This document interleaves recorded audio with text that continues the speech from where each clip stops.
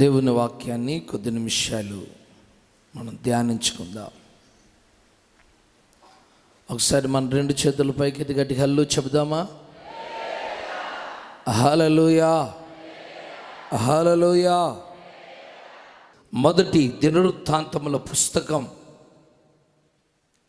12వ అధ్యాయం. మొదటి దినవృత్తాంతముల గ్రంథము 12వ అధ్యాయం 22వ వచనాన్ని గమనించండి. దావీదు దండు దేవుని సైన్యం వలె మహాసైన్యమగునట్లు ప్రతి దినమున అతనికి సహాయము చేయువారు అతని యొద్దకు వచ్చుచుండిరి. చప్పట్లు కొడదామా? అందరం చక్కగా దేవుని మహింపరుస్తూ చప్పట్లు కొడదామా?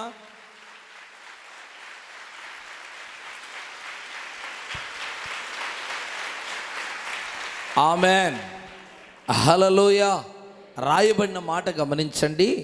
దావీదు దండు లేక సైన్యం, దావీదు పక్షముగా ఉండువారు లేక దావీదు సైన్యం దేవుని సైన్యము వలె. బాగా గమనించాలి.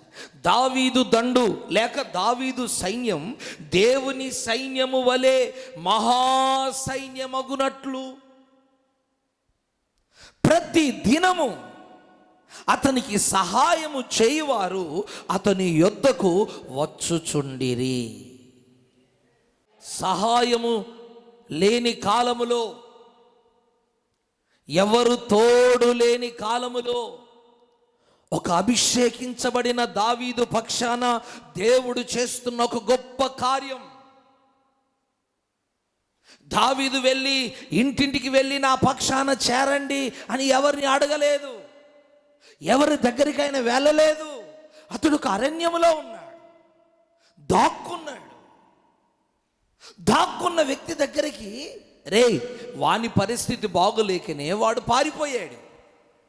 వాని పరిస్థితే బాగులేదు, వాడే పారిపోయాడు. వాడే దిక్కులేని వ్యక్తిగా మారాడు.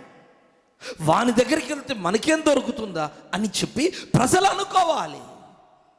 అలా ప్రజలు అనుకోకుండా దిక్కులేని దావీదు దగ్గరికి, పారిపోతున్న దావీదు దగ్గరికి ప్రజలందరూ కూడా ప్రతిరోజు వచ్చి ఆయన సైన్యములో చేరుతున్నారట. దేవునికి స్తోత్రం. అయితే గమనించండి, ఇక్కడ దావీదు సైన్యము, దేవుని సైన్యము అని రెండు రాయబడ్డాయి. ఉన్నాయా? చదవండి. దావీదు దండు లేక దావీదు సైన్యం, రెండు దేవుని సైన్యం. రెండు విషయాలు రాయబడ్డాయి ఇక్కడ. దావీదు సైన్యాన్ని దేవుని సైన్యంతో పోలుస్తుంది దేవుని వాక్యం. పరిశుద్ధాత్మ దేవుడు గ్రంథస్థము చేసిన ఈ మాటను మనము గుర్తించుదుముగాక, గ్రహించుదుముగాక. హల్లెలూయా, హల్లెలూయా. దేవుని సైన్యం ఎవరండి? దేవుని సైన్యం. దేవుని సైన్యం వలె దేవుని సైన్యమట మహాసైన్యమట.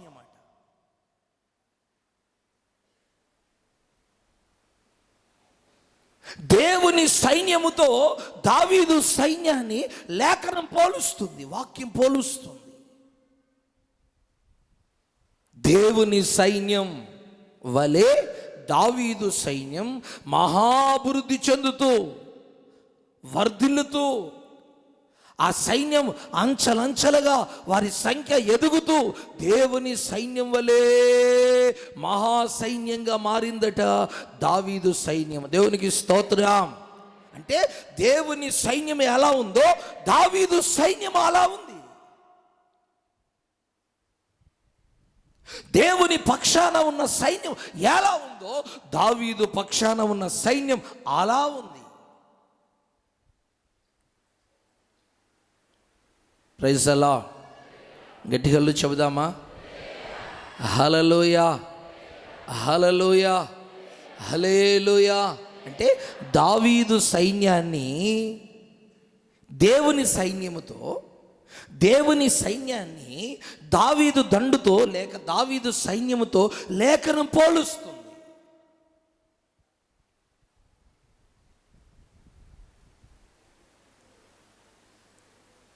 దేవుని సైన్యం అది మహాసైన్యంగా ఉన్నట్టుగా ఒక్కడిగా ఉన్న దావీదు ఈరోజు మహాసైన్యంగా మారిపోయాడు. అది సాధారణమైన సైన్యం కాదట, దేవుని సైన్యం వలె దావీదు పక్షాన సైన్యం నిలబడిందట. దేవునికి స్తోత్రం. గట్టిగా చెబుదామా? అంటే దావీదు పక్షాన ఉన్న సైన్యం ఎలా ఉన్నారంటే దేవుని సైన్యం వలె ఉన్నారట. దేవునికి స్తోత్రం. ఈ మధ్యాహ్న కాల సమయములో మనందరినీ కూడా దేవుని సైన్యం వలె మనని మార్చునుగాక. మనమందరము దేవుని సైన్యం వలె, దావీదు పక్షాన ఉన్నవారు దేవుని సైన్యం వలె ఎలా కనిపిస్తున్నారో, కొత్త నిబంధన సంగమా, దేవుని ప్రజలారా, మనమందరము కూడా మన యేసయ్య పక్షాన మనమందరం ఎలా ఉండాలంటే యేసయ్య సైనికులుగా మనం ఉండాలి. గట్టిగా హల్లెలూయా చెబుదామా? హల్లెలూయా, హల్లెలూయా, హల్లెలూయా. ఆ రోజు ఆ సైన్యానికి రాజు ఎవరయ్యా అంటే దావీదు, నాయకుడు ఎవరయ్యా అంటే దావీదు. ఈరోజు మన రాజు, ఈరోజు మన నాయకుడు ఎవరో తెలుసా? మన ప్రభు అయిన యేసుక్రీస్తుల వారు. ఆయన మహిమపరుస్తామా? చప్పట్లు కొట్టి. ఆయన రాజులకు రాజు, ప్రభువులకు ప్రభు, అల్ఫా ఒమేగా, ఉన్నవాడు అనువాడు. ఆ రాజాది రాజును మనం ఆరాధిస్తున్నాం, మనం కొలుస్తున్నాం, మనం పూజిస్తున్నాం. ఆయన రాజులకు రాజు, ప్రభువులకు ప్రభు. ఈరోజు ఆ రోజు దావీదు యొక్క సైన్యం దేవుని సైన్యం వలె కనిపిస్తుంది. నేను అంటాను, దేవుని సైన్యము ఎవరండి? దేవుని సైన్యం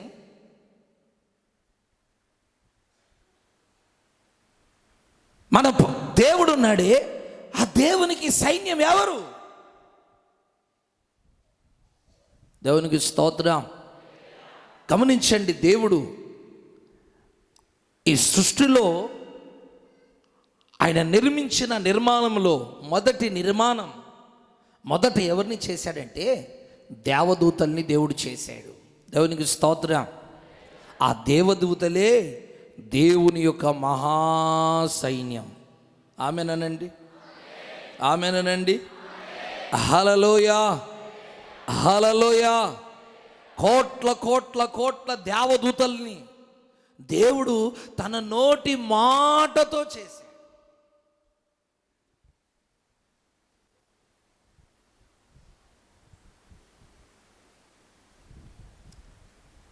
పరలోకములో దేవుని యొక్క సైన్య సమూహం ఎవరయ్యా అంటే దేవదూతలు.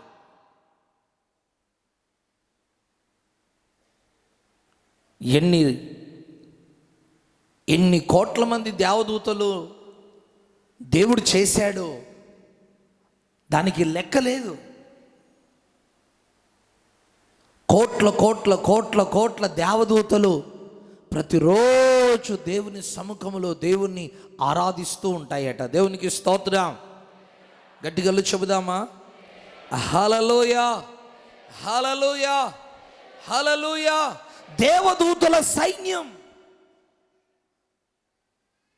ఆయన సింహాసనము చుట్టూ దేవదూతల సైన్యం, పరలోకమంతా దేవదూతల సైన్యం.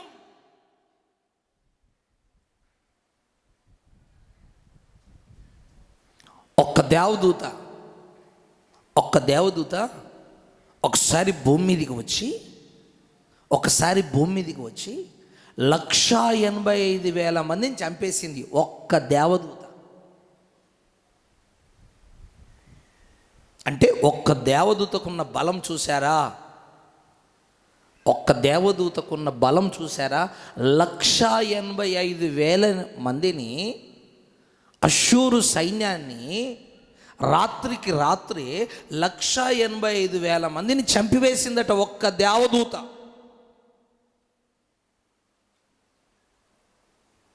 ఒక్క దేవదూతకే అంత శక్తి ఉంటే, అంత బలం ఉంటే, దేవుడు నిర్మించిన సృష్టించిన కోట్ల కోట్ల దేవదూతలకు ఎంత శక్తి ఉండాలి, ఎంత బలం ఉండాలి.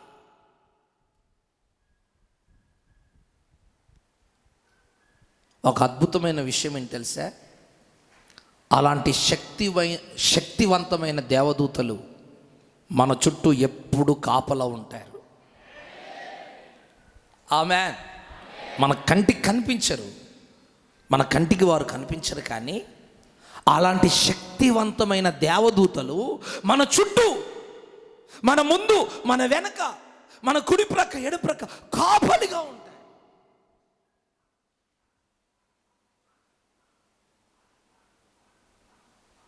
ఆ విషయాన్ని దేవుని ప్రజలమైన మనం ఎన్నటికి కూడా మనం మర్చిపోకూడదు. దేవునికి స్తోత్రం. గట్టిగా చెబుదామా? హల్లెలూయా. ఈ చేసిన కోట్లాది దేవదూతల్లో చాలా గ్రూప్స్ ఉన్నాయి. గ్రూప్గా దేవుడు విభజించాడు. ఒక గుంపు వారు ఏం చేస్తారంటే, ఒక దేవదూతల సైన్యం, ఆ గ్రూప్ వారు, ఆ సైన్యం వారు ఎప్పుడు చేసే పని ఏంటి తెలుసా? ఎప్పుడు కూడా దేవాది దేవుణ్ణి మనసారా స్తుతిస్తూ ఉండాలి. హల్లెలూయా. వీటిని ఏమంటారంటే ఆరాధన చేసే, స్తుతించే దేవదూతలు. దేవుని సైన్యం, దేవదూతల సైన్యం. ఆ దేవదూతల సైన్యములో ఒక గుంపు వారు ఎప్పుడు దేవుణ్ణి ఆరాధించేవారుగా ఉంటారట. ఈ మాటలు మీకు ఎందుకు ఈ సమయంలో గుర్తు చేస్తున్నానంటే, ఈరోజు మనమెవరో తెలుసా? ఆమెన్, ఆమెన్, హల్లెలూయా, హల్లెలూయా. మనం ఎవరో తెలుసా? దేవుని పక్షాన, యేసయ్య పక్షాన నిలబడిన క్రొత్త నిబంధన సంఘమైన మనము కూడా ఇదిగో దేవుని సన్నిధిలో సైన్యముగా ఉన్నాం. హల్లెలూయా. దేవుని సైన్యం ఎలాగనైతే దేవుని ఆరాధిస్తుందో, కొత్త నిబంధన సంఘములో ఉన్న సంఘ సభ్యులు, దేవుని ప్రజలు, దేవుని సైన్యముగా ఉన్న మనము కూడా ఆ దేవదూతలు ఆరాధించినట్టుగా మనము కూడా దేవుణ్ణి ఆరాధించే వారముగా ఉండాలి. దేవునికి స్తోత్రం. పరలోక సైన్యం దేవుని ఆరాధిస్తుంది. క్రొత్త నిబంధన సంఘము కూడా దేవుని సైన్యమే. నువ్వెవరో తెలుసా? నువ్వు దేవుని సైనికుడివి. దేవుని పక్షాన నిలబడిన ఒక సైనికురాలివి నీవు. దావీదు పక్షాన ఉన్నవారు ఎవరండి? దేవుని సైన్యం వలె కనిపిస్తున్నారట. మరి మీరందరూ కూడా దేవుని సైన్యం వలె కనిపిస్తున్నారు. గట్టిగా చెబుదామా? హల్లెలూయా, హల్లెలూయా, హల్లెలూయా. చెప్పండి, మీరు దేవుని సైన్యమా, సాతాను సైన్యమా?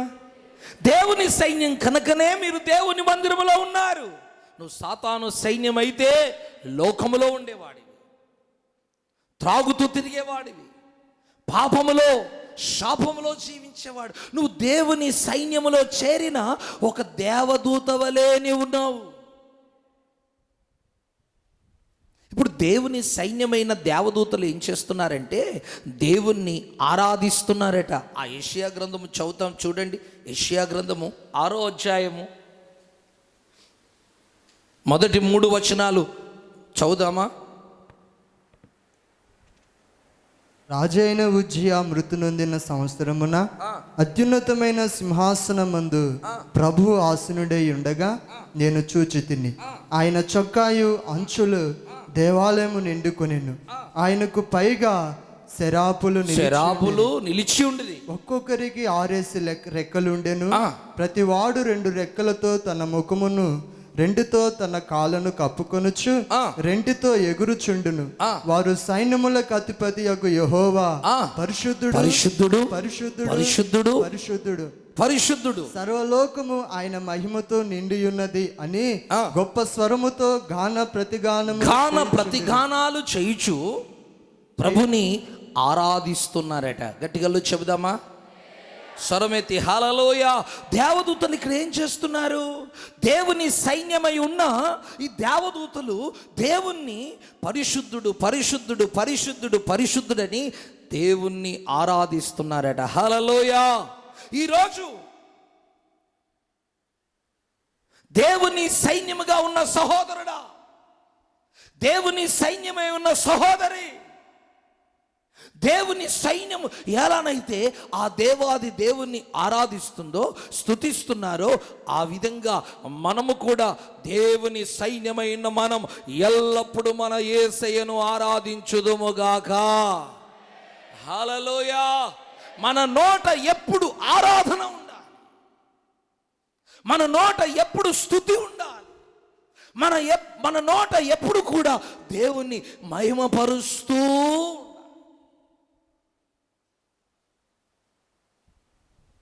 రేపు పరలోకానికి వెళ్ళిన తర్వాత నువ్వు పనికి వెళ్ళే అక్కడ పని ఉండదు, ఏ పని ఉండదు. అక్కడ చేయవలసిన పని ఒక్కటే, ప్రభుని స్తుతించడం. ఆమేనండి. ఇక్కడ స్తుతించిన వారే అక్కడ యేసయ్యను స్తుతించగలరు. అందుకే మనం ఈ భూమి మీద ఉన్నప్పుడు దేవుని సైన్యములో చేరిన మనమందరము కూడా ప్రభుని స్తుతించుదుముగాక. దేవుణ్ణి స్తుతించుడి, ఎల్లప్పుడు దేవుణ్ణి స్తుతించుడి, ఆ దేవుణ్ణి స్తుతించుడి ఎల్లప్పుడు. ఆయన పరిశుద్ధ, చప్పలు కొడుతూ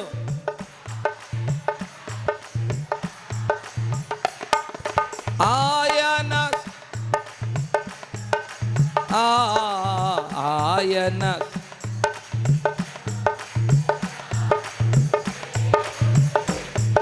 ఆమేన్. ఆయన ఎల్లప్పుడూ మనం స్తుతించేవారంగా. ఆ విధంగా దేవుడు మన పెదవులను, మన నాలుకను దేవుడు కాల్చునుగాక. ఆ విధంగా దేవుడు మనని అభిషేకించునుగాక. స్తుతించి స్తుతించి స్తుతించి దావీదు మహారాజు అయిపోయాడు. అందుకే స్తుతించడం నేర్చుకోండి. దేవుని సైన్యములో చేరిన మనం సెల్ ఫోన్లు పాడడం కాదు, ఇంట్లో ఉన్న టేప్ రికార్డులు పాడడం కాదు, మనము దేవుణ్ణి ఆరాధించే వారముగా ఉందుముగాక. ఆరాధనలో ఉన్న శక్తి, అదిగో జైల్లో ఉన్న వారి సంఖ్యలు తెంపబడ్డాయి చూసారా? ఆరాధనలో ఉన్న శక్తి, అదిగో ఎరుకో గోడలు తెగిపోయాయి, కూలిపోయాయి చూసారా? అందుకే ఎల్లప్పుడూ నువ్వు కూర్చున్నా, లేచినా, పని చేస్తున్నా నీ నోట ఎప్పుడు కూడా దేవుణ్ణి ఆరాధించే వ్యక్తిగా, దేవుని సైన్యములో చేరిన వ్యక్తిగా ఆయన ఎప్పుడు ఆరాధించడానికి మనం ఎప్పుడు మనస్సు కలిగి ఉండాలి. దేవునికి స్తోత్రం. హల్లెలూయా, హల్లెలూయా. రెండో గుంపు వారు దేవుని సైన్యములో ఉన్న దేవదూతల్లో రెండవ గుంపు వారు ఏం చేస్తారో తెలుసా? చదవండి. దానియేలు పుస్తకం 10వ అధ్యాయం 11, 12 వచనాలు గమనించండి. దానియేలు పుస్తకం 10వ అధ్యాయము 11వ వచనం, 12వ వచనం. దానియేలు, నీవు బహుప్రియుడవు గనుక నేను నీ యొద్దకు పంపబడి తిని నీవు లేచి నిలువబడి నేను నీతో చెప్పు మాటలు తెలుసుకొనుమనెను. అతడి మాటలు నాతో చెప్పగా నేను వణుకుచూ నిలువబడి తిని. అప్పుడు అతడు, దానియేలు, భయపడకుము, నువ్వు తెలుసుకొన్న వలనని నీ మనసు అప్పగించి దేవుని ఎదుట నిన్ను తగ్గించుకొనినా ఆ మొదటి దినమును మొదలుకొని. చాలు, అక్కడ గమనించండి. 11వ వచనం. దానియేలు, నీవు బహుప్రియుడవు కనుక నేను నీ యొద్దకు పంపబడి తిని, నీవు లేచి నిలవబడి నేను నీతో చెప్పు మాటలు తెలుసుకొనుమనెను. అందరూ ఆమేనండి. హల్లెలూయా. ఈ రెండవ గుంపు వారు ఎవరో తెలుసండి? దేవుడు ఆ దేవదూతలకు సమాచారం ఇస్తాడు, వర్తమానం ఇస్తాడు. దేవదూతలారా, ఈ విషయాన్ని, నేను చెప్పే విషయాన్ని మీరు వెళ్ళి భూమి మీదున్న నా భక్తులకు సమాచారాన్ని అందించండి. భూమి మీద ప్రార్థన చేస్తున్న నా బిడ్డలు ఉన్నారే, మీరు వారి ఇంటికి వెళ్ళి, ఆ మందిరానికి వెళ్ళి, ఆ వ్యక్తి దగ్గరికి వెళ్ళి ఈ విషయాన్ని మీరు చెప్పండి అని చెప్పి దేవుడు చెప్పే వర్తమానాన్ని మోసుకొని వస్తారట. దేవునికి స్తోత్రం. అంటే వర్తమానము చెప్పే సైన్యం, దేవుని సైన్యములో రెండవ సైన్యం, రెండవ గుంపు ఎవరయ్యా అంటే వర్తమానాన్ని మోసుకొని వచ్చేవారు.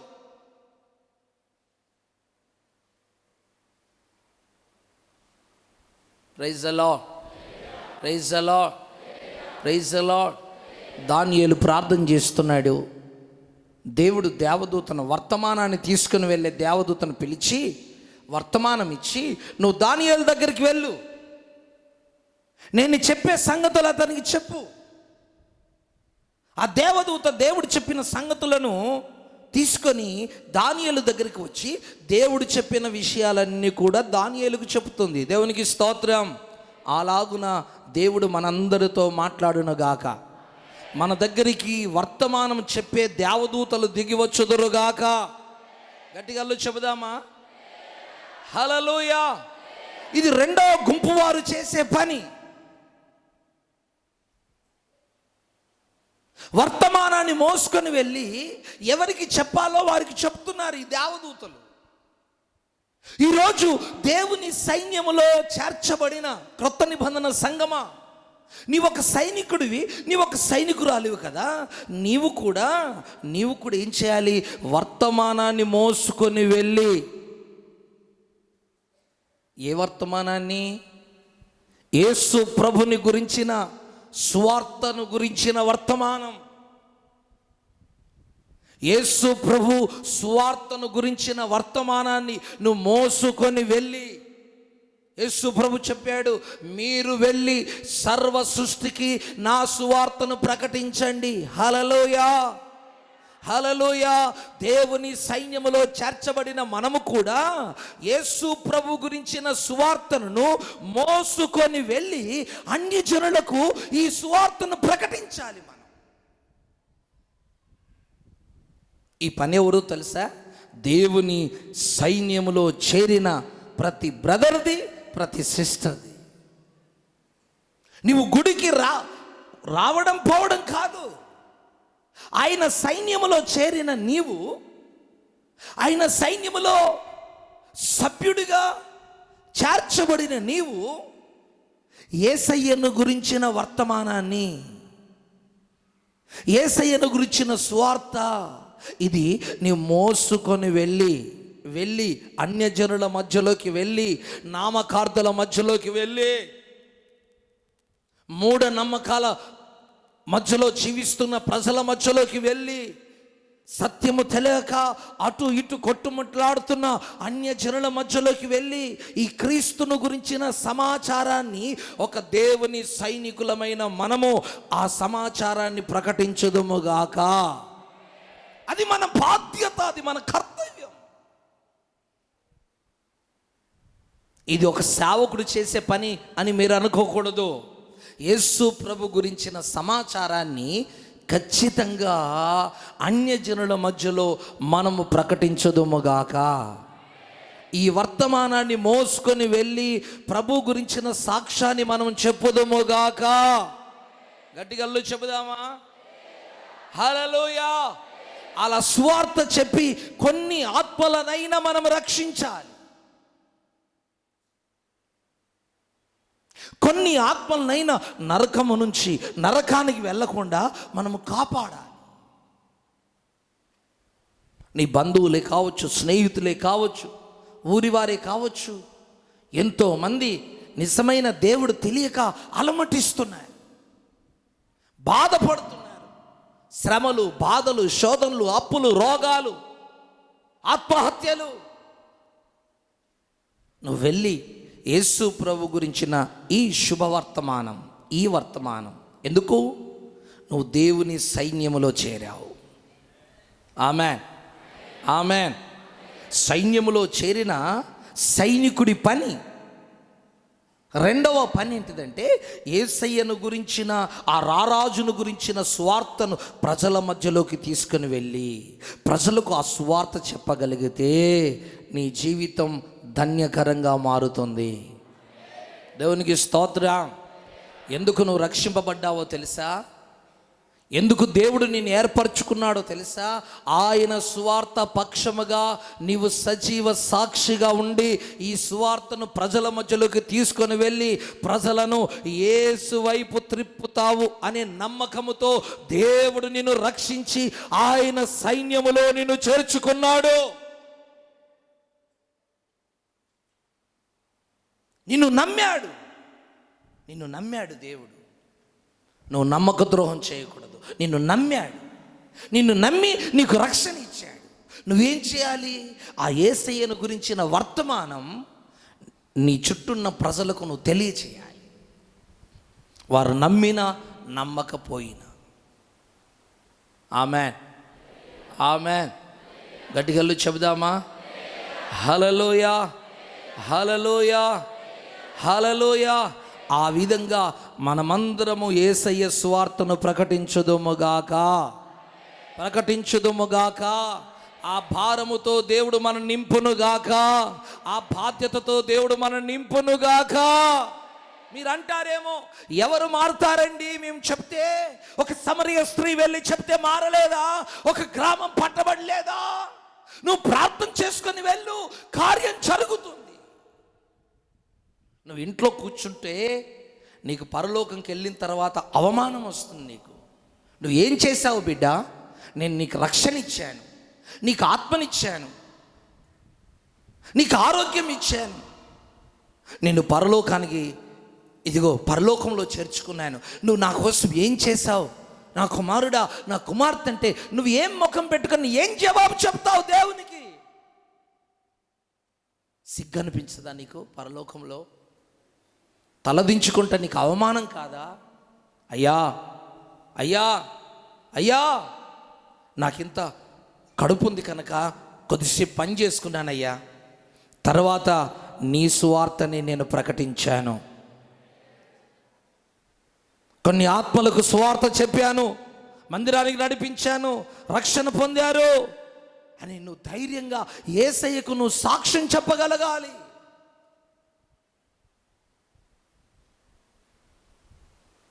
కనుక యేసు ప్రభు గురించిన వర్తమానాన్ని మీరు మోసుకొని వెళ్ళాలి.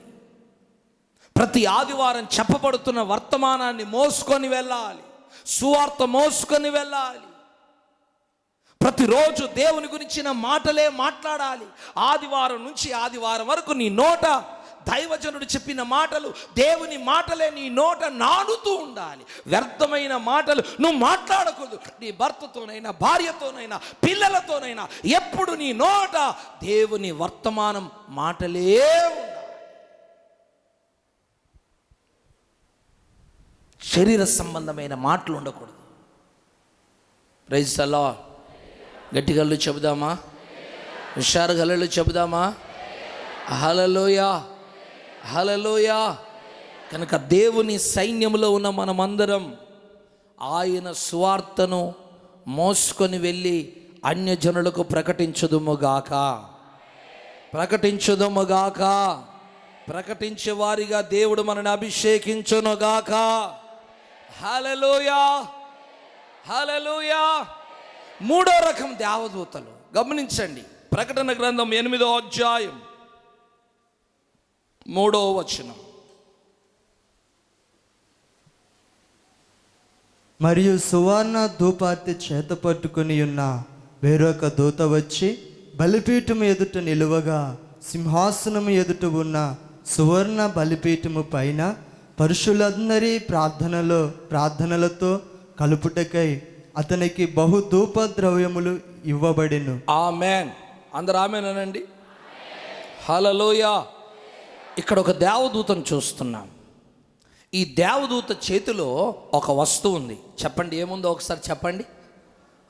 కాస్త గట్టిగా చెప్పండి, మాట్లాడండి కాస్త గట్టిగా.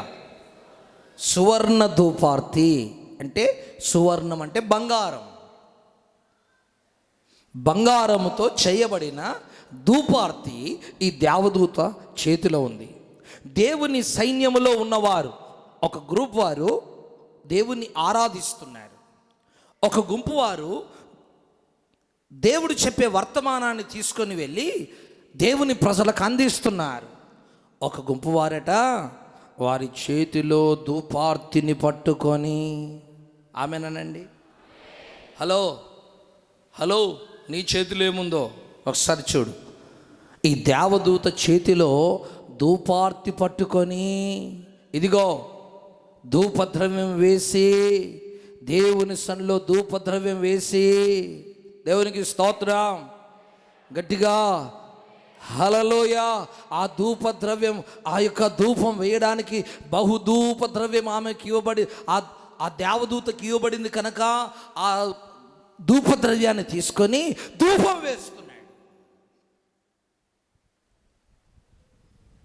అంటే ఈ మూడో గుంపు దేవదూతలు ఎవరయ్యా అంటే, దేవుని సైన్యంలో ఉన్న ఈ మూడో గుంపు వారు ధూపం వేసే దేవదూతలు. ధూపం వేస్తారు వీళ్ళు. ఆమేన్. హల్లెలూయా హల్లెలూయా. ధూపం వేయుట, ధూపార్తి, ధూపం వేయుట అంటే ప్రార్థన చేయుట అని అర్థం.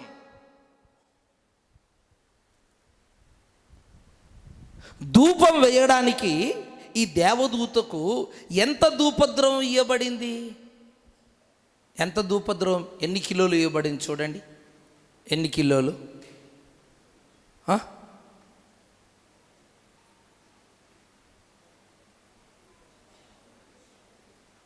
మూడవ వచనంలో ఎన్ని కిలోలు ఇవ్వబడింది? అర్థం కావడం లేదా? అర్థం కావడం లేదా? ఎంత ఇవ్వబడింది చెప్పండి. అక్కడ రాయబడి ఎన్ని కిలోలు ఇవ్వబడిందో చెప్పండి. చెప్పండి, మాట్లాడండి. ఎంత ఇవ్వబడింది? బహుధూపం అంటే ఇన్ని కిలోల ధూపద్రవ్యం అని కాకుండా బహుధూపద్రవ్యం ఇవ్వబడిందట. చప్పట్లు కొడదామా? కొట్టండి, గట్టి కొట్టండి. Amen amen. ఇంకా ఆ ధూపార్తిలో నిప్పులు వేసి ధూపద్రవ్యం వేస్తూనే ఉండాలి. ఆ నిప్పుల మీద ధూపద్రవ్యం కాలి పొగ వస్తూనే ఉంటుంది.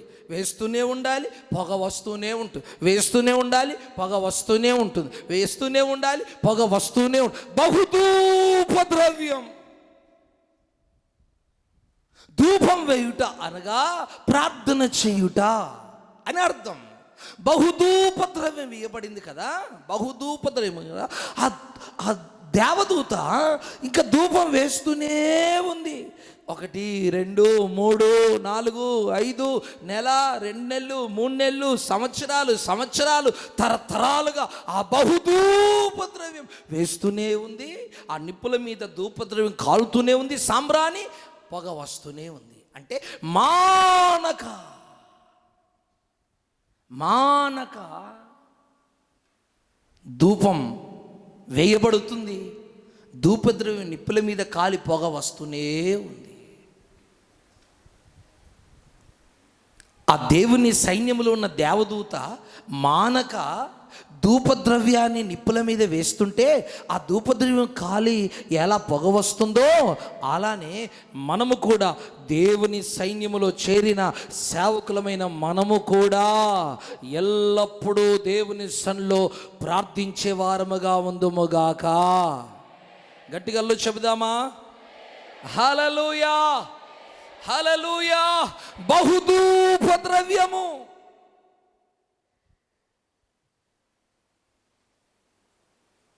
ఇంకా ధూపద్రవ్యం అయిపోదు.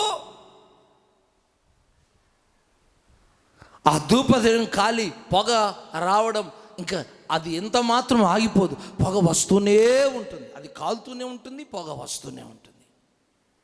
అలానే మనం మానక ఎల్లప్పుడూ దేవుని సన్నిధిలో మనం ఎల్లప్పుడూ ప్రార్థించే వారముగా ఉండాలి. దేవునికి స్తోత్రం. దేవుని సైన్యములో చేరిన సేవకులమైన మనం ప్రార్థన, ఎప్పుడు చూసినా ప్రార్థన ప్రార్థన ప్రార్థన ప్రార్థన. నేను చాలాసార్లు చెప్తాను, ప్రార్థన మీ కుటుంబాలను కడుతుంది, ప్రార్థన మీ సమస్యలను పరిష్కరిస్తుంది, ప్రార్థన మీ కన్నీటిని నాట్యంగా మారుస్తుంది, ప్రార్థన మారాను మధురంగా మారుస్తుంది. నేనంటాను, ఆ ప్రార్థన ఇదిగో నువ్వు ఎల్లప్పుడూ మానక చేయగలిగితే, దేవునికి స్తోత్రం, నీ ఇల్లే ఒక పరలోకంగా మారుతుంది. దేవునికి స్తోత్రం. హల్లెలూయా హల్లెలూయా. ప్రార్థన ప్రార్థన ప్రార్థన. వ్యర్థమైన ముచ్చట్లు, టీవీలు చూడడం, సెల్ ఫోన్తో గేమ్లు ఆడడం, పిచ్చి పిచ్చిగా మాట్లాడడం, తిరగడం, వ్యర్థమైన కార్యాలు చేయడం, ఇదంతా పక్కన పెట్టి నువ్వు దేవుని సన్నిధిలో ఎల్లప్పుడూ ప్రార్థన చేసే వ్యక్తిగా ఉంటే నీ జీవితం ఎంత అద్భుతంగా ఉంటుందో తెలుసా. ఈరోజు దేవునికి ఎవరు కావాలి తెలుసా? రోదించే తల్లులు కావాలి, రోదించే స్త్రీ కావాలి అంటున్నాడు ఇర్మియా పుస్తకంలో. స్త్రీ అంటే సంఘం, ప్రార్థించే సంఘము దేవునికి కావాలి. హల్లెలూయా. నిద్రపోయే సంఘము కాదు, దేవునికి కావలసిన సంఘం, దేవునికి కావలసిన సైనికులు ఎవరో తెలుసా? ప్రార్థించేవారు కావాలి. ఈరోజు ఎన్ని గంటలు మీరు ప్రార్థన చేయగలుగుతున్నారు? ఎన్ని గంటలు దేవుని సన్నిధిలో మోకరించగలుగుతున్నారు? గంటలు గంటలు నీ పని కోసం, నీ వ్యాపారం కోసం, నీ సొంత కార్యక్రమాల కోసం గంటలు గంటలు లోకములో గడుపుతావు. దేవుని సన్నిధిలో నువ్వు ఎన్ని గంటలు ఉండగలుగుతున్నావు? నేనంటాను, లోక కార్యాలన్నీ తక్కువ చేసుకొని దేవుని సన్నిధిలో ఎక్కువసేపు ప్రార్థనలో ఉండే భాగ్యాన్ని దేవుడు మనకు అనుగ్రహించునుగాక. గొప్ప ప్రార్థన పరులుగా దేవుడు మనని మార్చునుగాక. గట్టిగా చెబుదామా? హల్లెలూయా హల్లెలూయా హల్లెలూయా. దేవుడు గొప్ప ప్రార్థనాత్మతో దేవుడు మన నింపునుగాక. హల్లెలూయా. ప్రార్థన ప్రార్థన ప్రార్థన ప్రార్థన ఒక శక్తివంతమైన ప్రార్థన.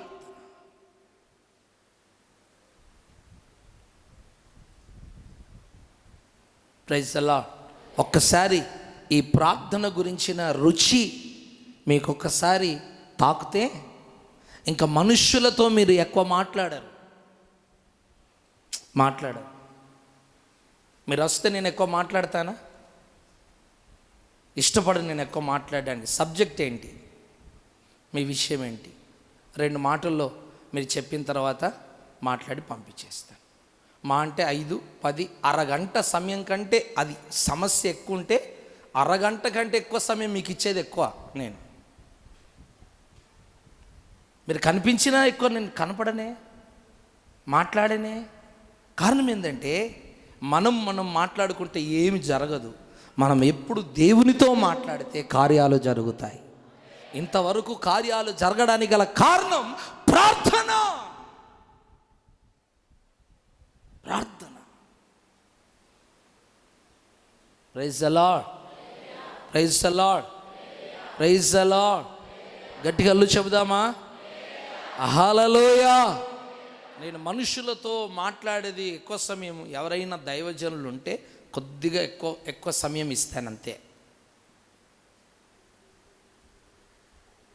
వారు అభిషక్తులైతే, భారం కలిగిన వారైతే, బాధ్యత కలిగిన వారైతే ప్రార్థన ప్రార్థన ప్రార్థన. ఆమేన్. నేను అంటాను, మీ నిత్య జీవితంలో క్రీస్తు శరీరం అనేది సంఘములో చేరిన మీరు ఎక్కువగా మీరు ప్రార్థనలో గడపగలిగితే, ఇదిగో మీ ఇల్లే ఒక పరలోకంగా మారుతుంది. Amen, amen, amen. మీ కార్యాలన్నీ ప్రభువే చేసి పెడతాడు. మీ అవసరతలన్నీ దేవుడే తీరుస్తాడు. నీళ్లను ద్రాక్షరసంగా మార్చిన వాడు, 5 రొట్టెలు 2 చేపను 5,000 మందికి పంచి వారి ఆకలి తీర్చిన వాడు, బుడ్డిలో ఉన్న కొద్ది నూనెను కొద్ది పిండిని 3.5 సంవత్సరాల వరకు అయిపోకుండా చేసి కుటుంబాన్ని పోషించిన వాడు నీ కుటుంబాన్ని పోషించలేడా? నువ్వు అంటావేమో, ఎప్పుడు ప్రార్థన ప్రార్థన అవుతే మా కడుపు ఉంది కదయ్యా, మేము పని చేసుకోవాలి కదా, ఇదిగో వాళ్ళంతా మనుషులు కాదా, వారిని పోషించలేదా, వారి గృహాల్లో అద్భుతాలు దేవుడు చేయలేదా, వారి ఆకలి తీర్చలేదా, వారి అప్పులు తీర్చలేదా, వారి పడవల్ని దేవుడు నింపలేదా? రాత్రంతా ప్రయాసపడితే పడవ నిండలేదు, కానీ ఒక్క 5 నిమిషాల్లో పడవంతా చేపలతో నిండిపోయిందే. నీ జీవితాన్ని అలాంటి దీవెనలతో దేవుడు నింపలేడా? నింపగలడు. అయితే నువ్వు ప్రార్థన చెయ్యాలి. దేవునికి స్తోత్రం, దేవునికి స్తోత్రం, దేవునికి స్తోత్రం. హల్లెలూయా. ప్రార్థన ప్రార్థన బహుదూపద్రవ్యం. అనేక ప్రార్థన విషయాలు నీ ముందు పెట్టుకొని నువ్వు ప్రార్థన చేయాలి. అనేక ప్రార్థన విషయాలు, సంఘము సేవ గురించి, దైవజనుల గురించి, పరిచర్య గురించి, రోగుల గురించి, దేశం అనేక అంశాలన్నీ నీ ముందు పెట్టుకొని నువ్వు ప్రార్థన చేయాలి. ఆ ప్రార్థనాత్మతో దేవుడు మన నింపును గాక. గట్టిగల్లు చెబుదామా? హల్లెలూయా. అదే ప్రకటన గ్రంథం 12వ అధ్యాయం 7వ వచనం చూడండి. నేను ముగిస్తున్నాను. 12వ అధ్యాయం 7వ వచనం. అంతటా పరలోకమందు యుద్ధము జరిగెను. మీకాయేలును అతని దూతలను ఆ ఘట సర్పముతో యుద్ధము చేయవలనని ఉండగా ఆ ఘట సర్పము దాని దూతలను యుద్ధము చేసిరి గాని గెలవలేకపోయిరి. ఆమేనండి. కాస్త గట్టిగా రండి. హల్లెలూయా. ఇక్కడ పరలోకములో యుద్ధం జరుగుతుంది. ఎవరికి? ఘట సర్పానికి, సైతానికి, మిఖాయేలు దూతకు. మిఖాయేలు దూత.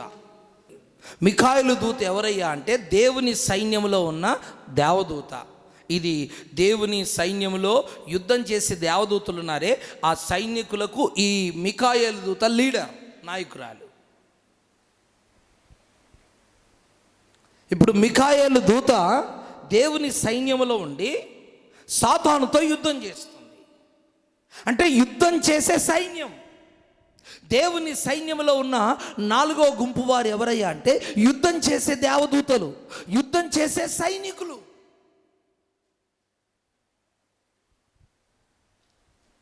అలానే దేవుని సైన్యములో చేరిన విశ్వాసులమైన మనమందరము కూడా పరిశుద్ధాత్మ అభిషేకము ద్వారా దేవుని సైనికులుగా మనం మార్చబడ్డాం కనుక మనము కూడా మిఖాయేలు దూత ఏ విధంగానైతే సైతాన్ని ఎదిరించి సైతానును గెలిచిందో మనము కూడా సాతాను శక్తులను ఎదిరించి వాటి మీద మనము జయము పొందుదుముగాక.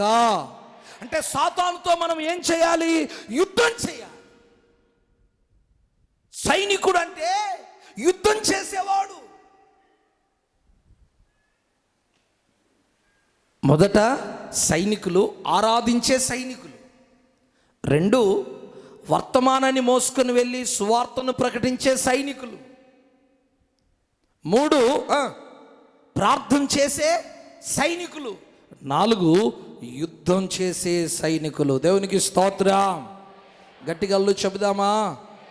హల్లెలూయా, హల్లెలూయా, హల్లెలూయా.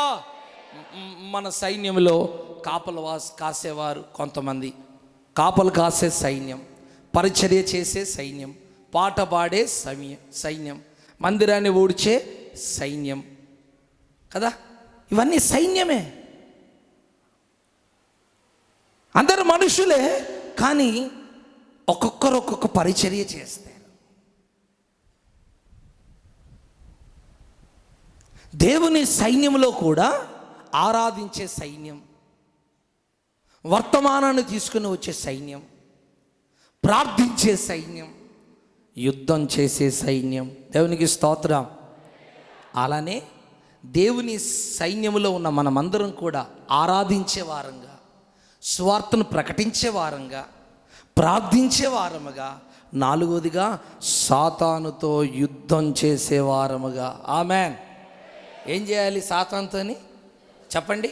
ముచ్చట్లు పెడితే కుదరదు. సాతానుతో ముచ్చట్లు పెడితే కుదరదు. సాతానుతో మనం చేయవలసిన కార్యం ఏంటంటే యుద్ధం. దేవునికి స్తోత్రం. హల్లెలూయా, హల్లెలూయా. వానితో యుద్ధం చేయాలి, వారిని ఎదిరించాలి, వానితో పోరాడాలి.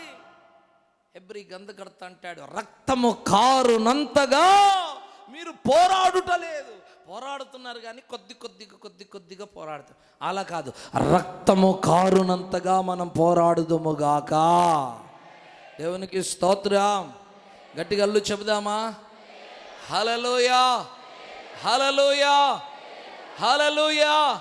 సాతానుని ఎదిరించే వారముగా, సాతాన్ని బెదిరించే వారముగా, సాతాన్ని చిత్తగొట్టే వారముగా, సాతాన్ని అణిచే వారముగా, ఒక జయ జీవితము చేసే సైనికులుగా దేవుడు ఒక్కొక్కరిని మార్చునుగాక. సైతాన్ ఓడిపోవాలా, నువ్వు ఓడిపోవాలా? చెప్పండి. మరి వారిని ఎదిరించాలి, వారితో యుద్ధం చేయాలి. మిఖాయేలు దూత ఇదిగో ఆ సైతాన్ యొక్క సైన్యాన్ని గెలిచింది. ఒక జయ జీవితం. పాపానికి, లోక సంబంధమైన ఆశలకు, కోరికలకు మనం ఓడిపోకూడదు. సాతానికి ఎక్కడ మనం బానిస కాకూడదు. వారిని ఎప్పుడు మన పాదముల కింద తొక్కి ఉంచుదుముగాక. స్వరమెత్తి గట్టిగా, ఎప్పుడు కూడా వాణ్ణి మన పాదముల కింద కాస్త గట్టిగా త్రొక్కి ఉంచుదుముగాక. నువ్వు తొక్కలేదా, వాడు నిన్ను తొక్కుతాడు.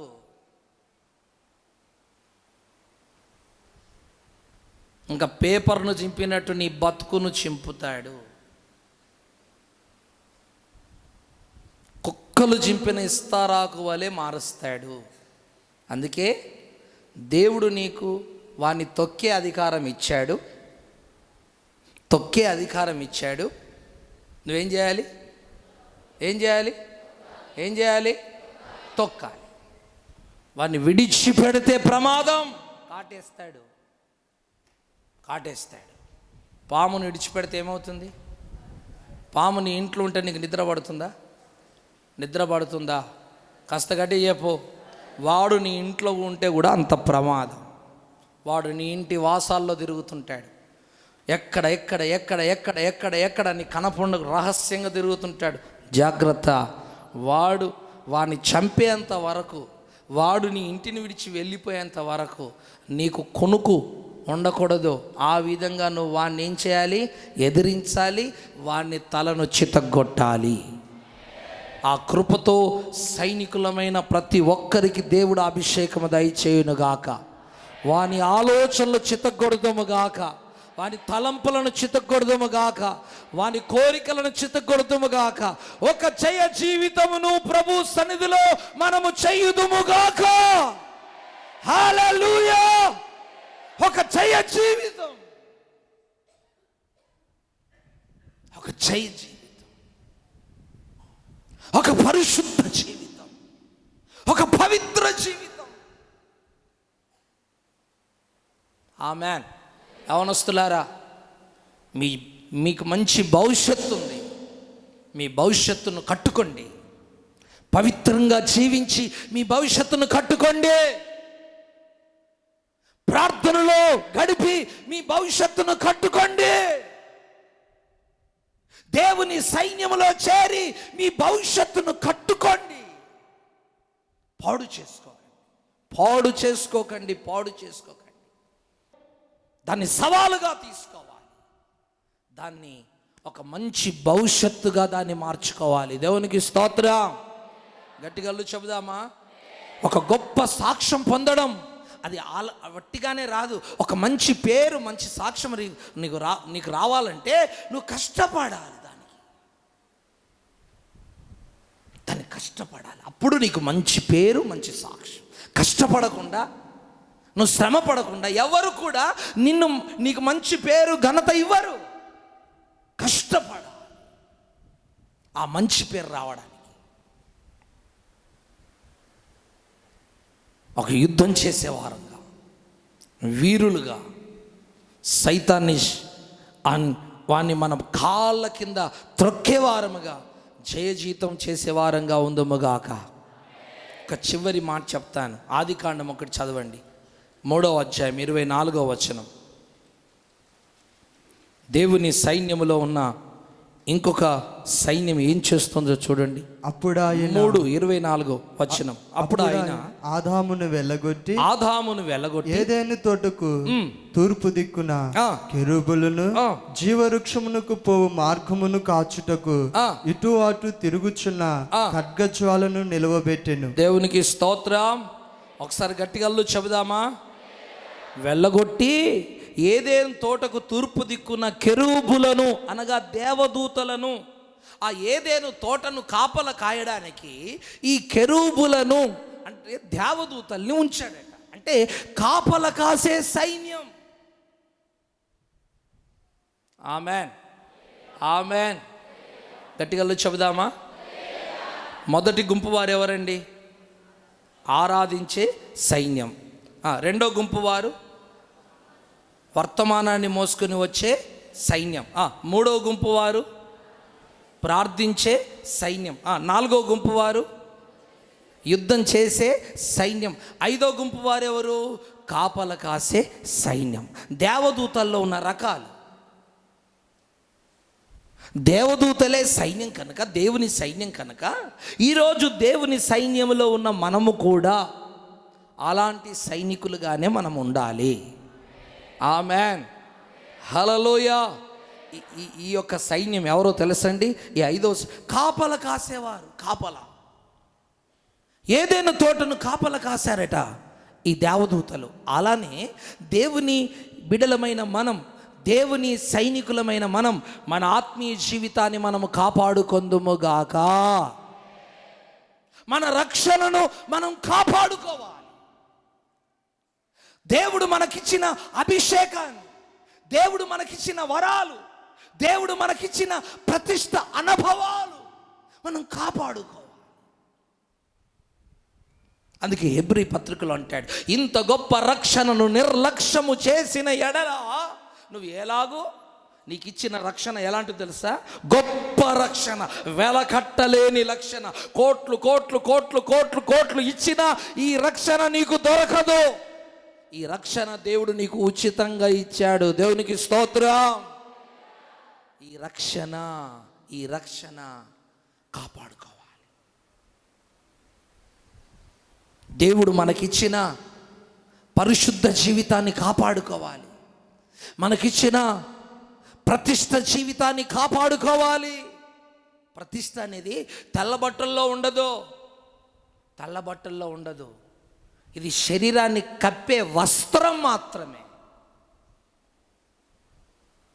దిగంబరత్వము కనపడకుండా కాపాడే వస్త్రం మాత్రమే. ఇది కాదు పరిశుద్ధత. పరిశుద్ధమైన చూపులు, తలంపులు, మాటలు, కోరికలు, శరీరేచ్ఛలు, నీ పాన్పు, నీ పడక, నీ నడక, ఇవన్నీ కూడా పరిశుద్ధంగా ఉన్నాయి. తెల్లబట్టలు చూసి మోసపోవద్దు. తెల్లబట్టల్ని చూసి మోసపోవద్దు. తెల్లబట్టల వెనుక రహస్య జీవితం ఎంతో ఉంటుంది. ఆ రహస్య జీవితం పరిశుద్ధంగా ఉండాలి. మాట, తలంపు, ఆలోచన పరిశుద్ధంగా, పరిశుద్ధత కాపాడుకోవాలి. విశ్వాసాన్ని కాపాడుకోవాలి. ప్రతిష్ట అనుభవాలు ఏవైతే ఉన్నాయో కాపాడుకోవాలి. దేవుడు మనకిచ్చిన ఆ పరిశుద్ధాత్మ అభిషేకం, అన్య భాషలు కాపాడుకోవాలి. అన్య భాషలతో మాట్లాడువాడు, ఆత్మతో నింపబడినవాడు బూతులు మాట్లాడలేడు, సాడీలు చెప్పలేడు, వ్యతిరేకంగా, దైవ చిత్తానికి వ్యతిరేకంగా నలవలేడు. ఆ జీవితం పరిశుద్ధంగా ఉంటుంది. ప్రేమైన దేవుని బిడ్డలారా, ఈరోజు మన ఆత్మీయ జీవితాన్ని కాపాడుకునే సైనికులుగా. Amen, amen, amen, amen. అలాగున మనం కాపాడుకొందుముగాక, కాపాడుకొందుముగాక. చెప్పండి, ఎన్ని విషయాలు చెప్పాను? 5 విషయాలు. 1, దేవుని సైనికులో ఉన్న మనము మొదట దేవుని ఆరాధించే వారముగా ఉండాలి. ఆమెనండి. 2, చెప్పండి, సువార్తను ప్రకటించే వారముగా ఉండాలి. 3, చెప్పండి, ప్రార్థన చేసే వారముగా ఉండాలి. 4, సాతానుతో యుద్ధం చేసే వారముగా ఉండాలి. 5, మన ఆత్మీయ జీవితాన్ని మనము కాపాడుకునే వారముగా ఉండాలి. దావీదు సైన్యము దినదినము దేవుని సైన్యం వలె విస్తరిస్తుందట. హల్లెలూయా. ఆ విధంగా దేవుడు మన సైన్యాన్ని విస్తరింప చేయునుగాక, మహా సైన్యముగా ఈ పరిచర్యను మార్చునుగాక. హల్లెలూయా, హల్లెలూయా. దావీదు పక్షాన నిలబడిన దేవుడు మన పక్షాన కూడా నిలబడి మన జీవితంలో ఒక జయ జెండాను దేవుడి ఎగరవేయునుగాక. దయచేసి మోకరించండి, ప్రార్థన చేసుకుందాం.